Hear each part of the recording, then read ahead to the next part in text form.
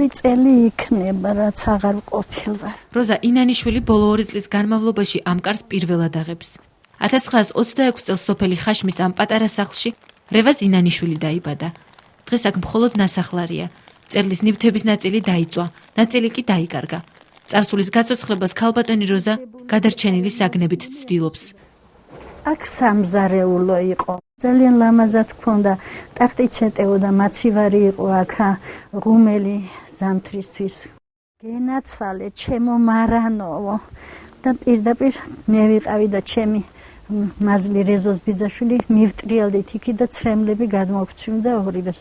წერლის მშობლიურ სახლში მის ოჯახს მუზეუმის გაკეთება სურდა, თუმცა უსახსრობის გამო ვერ შეძლეს. დროთა განმავლობაში კი სახლკარი თითქმის მთლიანად განადგურდა. ქალბატონი როზა ამბობს, რომ ამ სოფლური 2 ოთახის აღსადგენა დრო და თანხა ვერავინ გამონახა.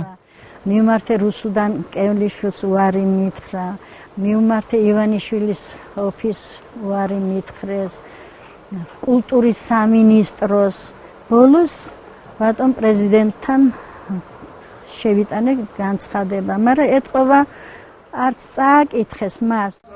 როცა კი ხაშმში ჩასვლას ახერხებს, აუცილებლად ნახულობს მეუღლის ბავშვობის მეგობრებს, რომლებიც იქვე წერლის ნამოსახლარის გვერდით ცხოვრობენ.